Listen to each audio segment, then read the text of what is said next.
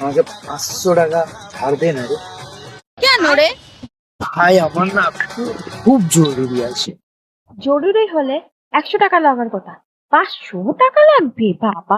আরে ভাই আমি না একটু বড় বড় স্বপ্ন দেখি, আর কিছুই না।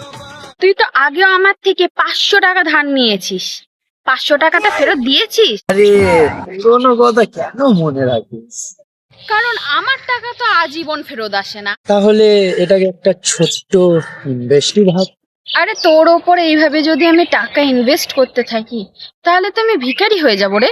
ঠিক আছে, টাকা ধার দিবি না বলছিস, তাহলে আমায় একটা চাই খাওয়া। তুই চাও খাবি, টাকাও নেবি, তুই তো বন্ধু না, অফার প্যাকেজ। আরে বন্ধুত্বতে এইসব হিসাব ফিসাব চলে? টাকা ধার নেওয়ার টাইমেও তো কোনো হিসাব নেই, আর টাকা দেওয়ার টাইমেও তো কোনো হিসাব নেই।